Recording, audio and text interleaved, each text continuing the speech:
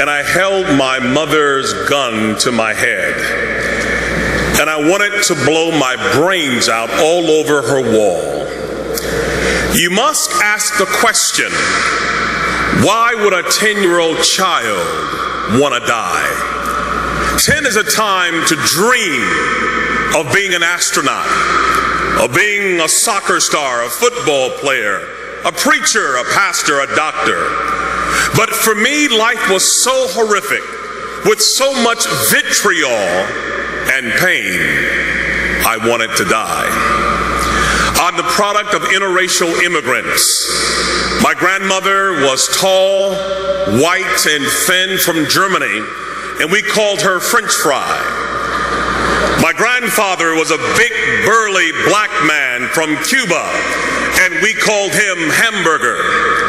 Hamburger met French fry and created a happy meal.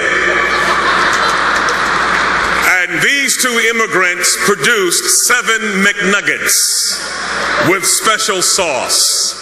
We would joke that we would have Wiener Schnitzel with salsa for Thanksgiving. My grandfather had to hide the fact in the 1940s in America that he was married to a Caucasian woman. But one wedding anniversary, he had a flaw. He liked to drink overproof Cuban rum. And one evening he was inebriated. And a man saw them together and said to my grandmother, "Why would you be a nigger lover?"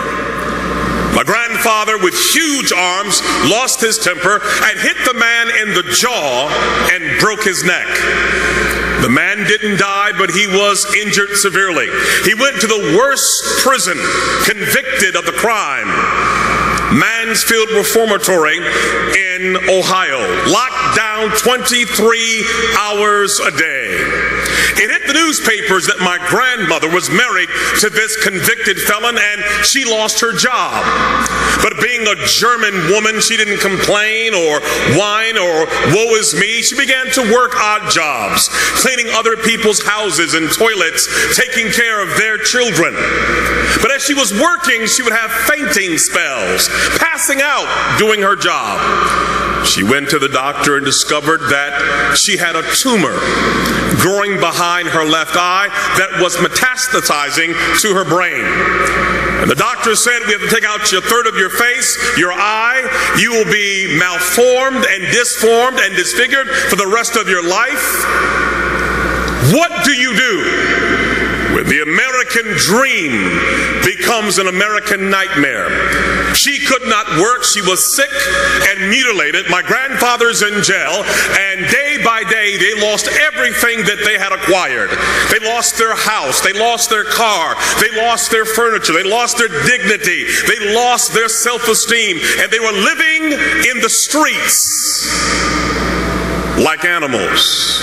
My 3 uncles got hooked on heroin. They belonged to a gang called the Devil's Disciple, and my entire family became atheistic. No God, no prayer, no Bible, no hope. And my mother at age 14 was called by a pimp named Larry, who said to her, "What is school doing for you? You are sitting on a gold mine." She said, "Where?" He said, "You're sitting on it." And we call this being turned out. And little by little, she began to sell her 14-year-old body to grown men for money to survive. It's called turning tricks. And at age 16, she got pregnant. We call it having a trick baby. 2 strangers meet for a business transaction, and there's a mistake. The pimp said, "You can't make any money having a baby in the oven. We have got to kill this baby." They kicked her in the stomach. They fed her alcohol. They gave her drugs. They took a hanger and stabbed the baby over and over again. But the baby would not die.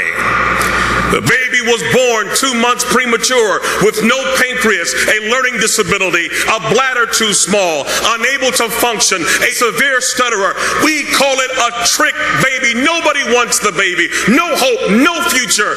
Kill it was the word. That baby was me.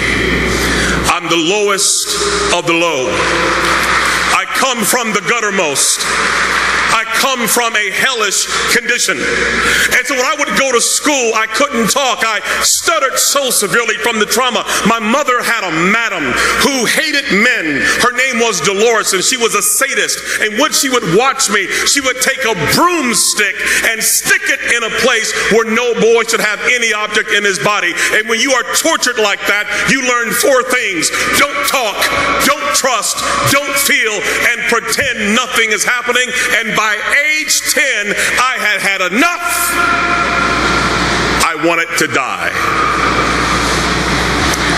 And in my school, they put me in a boiler room with other kids who were dysfunctional like me, where we would finger paint all day long. And yet there was a teacher, thank God for her, who had a Gideon Bible. And she came to my school and she saw kids like me as her mission field.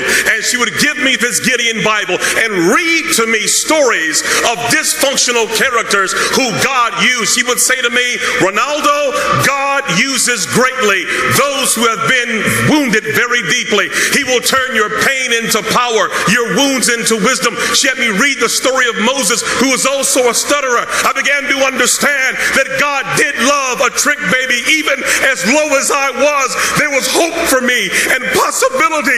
And when a child begins to understand the love of God and the power of His Word and the possibilities, it changes everything.